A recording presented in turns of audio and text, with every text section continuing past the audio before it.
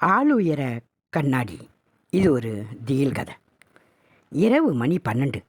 அவள் ஆளுயர கண்ணாடி முன் உட்கார்ந்து கொண்டு அணிந்திருந்த உடைகளை கலட்டி கொண்டிருந்தாள். ஒவ்வொரு நாளும் எவ்வளவு டென்ஷன், எவ்வளவு வேலைகள். தூங்கப் போகும் நேரம் மட்டும்தான் கொஞ்சம் நிம்மதியாக இருக்க முடிகிறது. திடீரென்று ஏதோ ஒரு குரல் கேட்டது.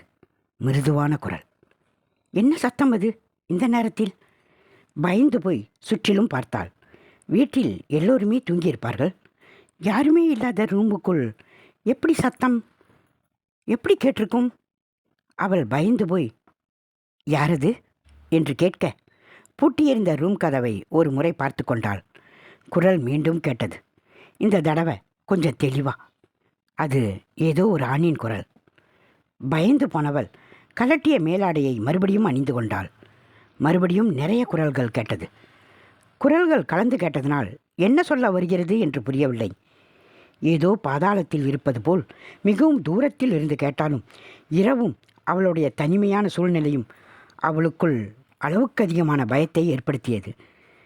அவள் மறுபடியும் பயந்து கொண்டே கேட்டாள், யாரது? கேட்ட அடுத்த நொடி அந்த இடமே ஏதோ சுழல் காற்று நடுவில் மாட்டியிருந்தது போல சுழல ஆரம்பித்தது. அவள் பயந்து போய் சுவரோரமாக போய் நின்று கொண்டு பார்த்து கொண்டிருந்தாள். குரல்கள் கேட்டுக்கொண்டுதான் இருந்தது. இந்த தடவை மிக தெளிவான வார்த்தைகள் கேட்டது. நான் பேசுறது கேட்குதா? கேட்டா ஆமான்னு சொல்லு.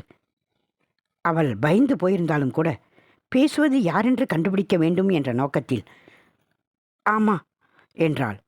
அடுத்த நொடி மறுபடியும் ஏதோ ஒரு சுழலுக்குள் சிக்கியது போல் அந்த ரூம் முழுவதும் இருள் சூழ்ந்தது. என்ன நடக்குதுங்க? முற்றிலுமாக அதிர்ந்து போயிருந்த அவள், யாராக இருந்தாலும் தயவு செஞ்சு என்னை விட்டுடுங்க, இங்கிருந்து போயிடுங்க என்று கத்திவிட்டு ரூமை விட்டு வெளியே ஓட முயற்சி செய்தாள். அவளால் ஓட முடியவில்லை. தரையில் விழுந்தாள். ஏதோ வலைக்குள் மாட்டிக்கொண்ட மீன் போல கால்களை ஏதோ பற்றி இழுத்து கொண்டு இழுத்தது. மறுபடியும் எழும்பி கதவை நோக்கி ஓட முயற்சி செய்தாள். உன் பேர் ஸ்வேதா தானே? என் பெயர் எப்படி இந்த ஆவிகளுக்கு எப்படி தெரியும்? ஓட முயன்ற அவள் அதிர்ந்து போய் அப்படியே நின்றாள். இதே வீட்டில் கண்ணாடி முன்னாடி உட்காந்து பாய்சன் சாப்பிட்டு இறந்து போன ஸ்வேதா தானே இது? அந்த வார்த்தைகள் அவளை சுற்ற ஆரம்பித்தது. அப்பொழுதுதான் அவளுக்கு எல்லாமே புரிந்தது. 10 வருடங்கள் ஆகிவிட்டது.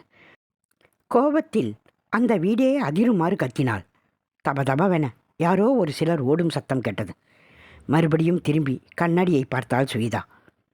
இப்பொழுது கண்ணாடியில் அவள் பிம்பம் தெரியவே இல்லை. காற்றாய் கண்ணாடிக்குள் புகுந்து கரைந்து போனாள்.